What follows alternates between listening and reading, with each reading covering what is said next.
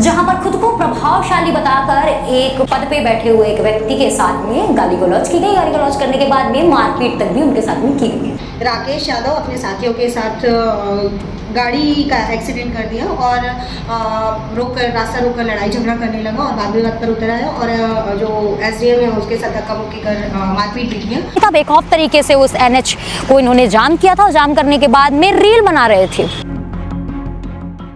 नमस्कार, मैं ईशा साहू और इस वक्त आप देख रहे हैं केपी न्यूज़। एक खबर मैं ऐसी सुनाने जा रही हूँ आपके सामने जिसको सोचकर आप बोलेंगे ये तो आम सी बात हो गई और हर चौक चौराहे में इस प्रकार की घटना देखने को मिलती है, जहां पर खुद को प्रभावशाली बताकर एक पद पे बैठे हुए एक व्यक्ति के साथ में गाली गलौज की गई। गाली गलौज करने के बाद में मारपीट तक भी उनके साथ में की गई है।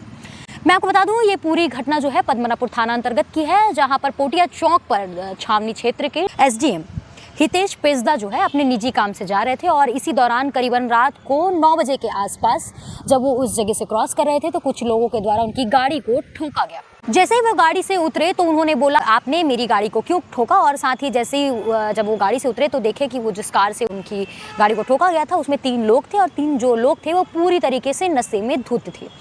नशे में धुत होने की वजह से उन्होंने अपनी गाड़ी पर आपा खोया और सीधा जो है छावनी एसडीएम की गाड़ी पर ठोक दिया। और इसी के बाद जब उन्होंने बातचीत के दौरान कहा कि तुम इतने नशे में हो, तुम कैसे गाड़ी चला रहे हो और कैसे तुमने गाड़ी को ठोक दिया।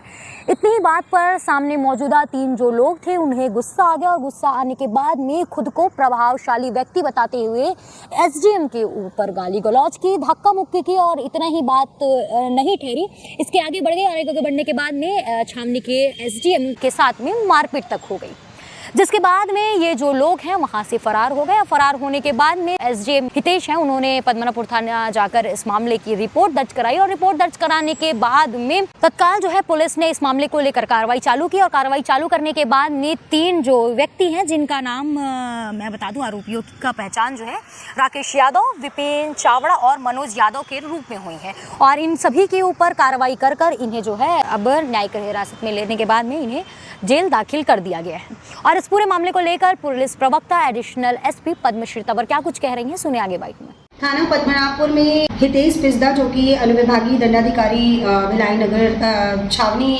के पद पर पदस्थ हैं, इनके द्वारा रिपोर्ट दर्ज कराई गई है कि ये 24 जुलाई की रात कलेक्ट्रेट से शासकीय कार्य के संपादन हेतु ये कसारेडी जा रहे थे।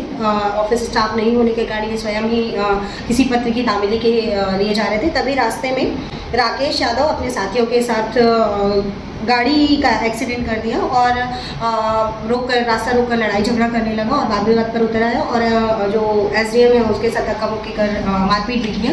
इस पर से थाना पद्मनाभपुर में एफआईआर दर्ज कर कार्रवाई की गई और आरोपीगणों को गिरफ्तार कर न्यायिक रिमांड पर भेजा गया है।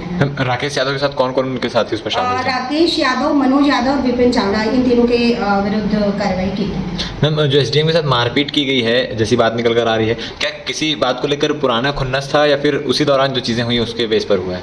प्रथम दृष्टया तो इस पर जो घटना हुई है उसी पर से इसमें कार्रवाई की गई है और जो भी बातें हैं वो जांच का विषय है और जांच पर स्पष्ट होगा कि कोई पुरानी बात थी अथवा नहीं थी। तो आपने सुना कि किस प्रकार से इन युवकों ने अपने आप को प्रभावशाली और बिना किसी डर के जो है एसडीएम को पहले धक्का मुक्की की मार और उसके बाद में बदसलूकी करते करते मामला इतना बढ़ गया कि छावनी के एसडीएम के साथ में मारपीट तक इन तीनों युवकों के द्वारा की गई।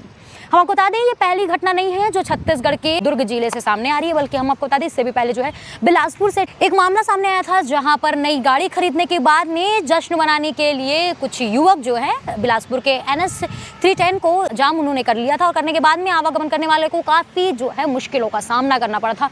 और ये भी एक बात सामने आई थी कि ये खुद जो है रसूखदारों के बेटे हैं, जिसकी वजह से इन्हें किसी प्रकार का डर नहीं था। बेखौफ तरीके से उस NH को इन्होंने जाम किया था और जाम करने के बाद में रील बना रहे थे और जिसके बाद इसकी जब वीडियो वायरल हुई तब हाई कोर्ट के मजिस्ट्रेट के द्वारा फटकार लगाई गई और तब जाके इन पर कार्रवाई की गई थी। और आज भी जो है एक मामला ऐसा सामने आया है और इस पर जो है कार्रवाई हो चुकी है। इस मामले को लेकर आप क्या कुछ कहना चाहते हैं कमेंट सेक्शन पे बता सकते हैं और कुछ बातें जो होंगी आप जो कहना चाहते हैं वो भी बोल सकते हैं।